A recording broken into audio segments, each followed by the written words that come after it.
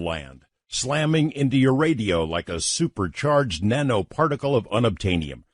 Greetings to all of you from the boldest, bawdiest, most outrageous city in the world, the planetary capital of sun, fun, sin, sex, and secrets, my not-so-humble hometown, Las Vegas, Nevada.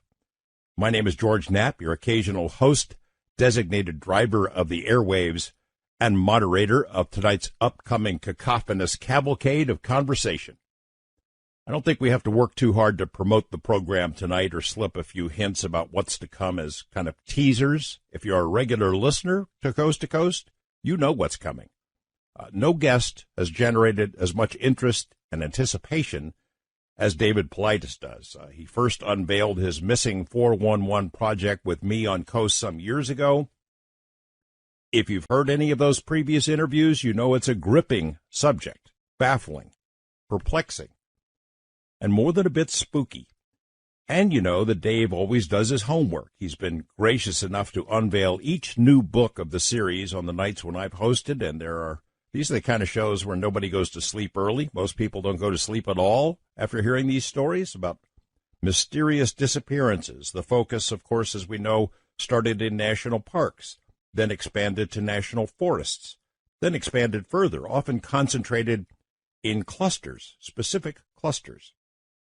The cases discussed in the books are carefully screened to meet certain criteria, and the facts and circumstances which would rule out obvious explanations.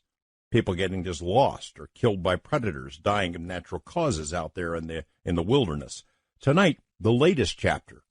And instead of casting sort of a wide possible net, Dave has narrowed his focus to a specific set of victims, if you will.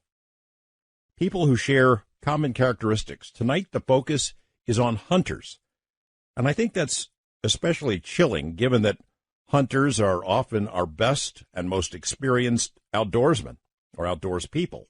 People who know the woods, they know the mountains best. They're the most comfortable out there. They're better equipped than, say, a day hiker or even a casual camper out for a weekend with the family. They're not only well equipped, they're armed. So whatever is preying on them, whatever is killing them, whatever is taking them away to wherever is apparently not deterred by guns and bullets or bows and arrows or knives. I think by the end of tonight, we might have a better idea of what's going on, what Dave Paulides thinks of it himself, which, as you know, he's always been careful to avoid committing to any particular answer. I think for a long time it's because he wasn't really sure what that answer is. But now you know what's coming tonight. The new book is called Missing 411 Hunters, Unexplained Disappearances, and it's chock full of new cases, almost 150 of them, covering 4 different countries.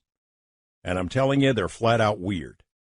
Dave will be with us for 3 hours tonight, and I promise I'll carve out some time so you can ask a few questions. And then in hour 4, still trying to work this out, his son Ben directed the documentary film. You might recall, some of you listeners probably were involved in the crowdsource funding of that project. I got a look at it a couple of weeks ago. It's chilling and fantastic, and Ben is the guy who directed it. Trying to line it up so maybe he can join us in hour 4 tonight and talk about the film a little bit. I do hope that you will take the time to visit the Coast to Coast website, where you can find links to Dave Paulides' work on tonight's page. Also there, Knapp's News. It's the eclectic little collection of oddities and items accumulated by webmaster Lex and I, culled from various news and information sources. Among the stories tonight, something that fits the mood. A story about death and other mysteries at a spooky lake in New York. Also a story about how scientists are bringing people back from the dead, some amazing medical work being done. A TV piece that I put together this past week about NASA's underwater laboratory. You ever heard of this place? It's Aquarius, it's called, off the coast of Key Largo, underwater. They got teams of astronauts, or maybe we call them aquanauts, under the Atlantic Ocean, learning skills that will help them eventually in space. Also, a physician who was along on the mission this last 8 days or so. We got to interview him working on some technology that's right out of Star Trek. And also a story about DNA tests that show Maybe there is an unknown species of human out there, something we were unaware of previously. That'll get the juices flowing. Those stories and more in Nap's News on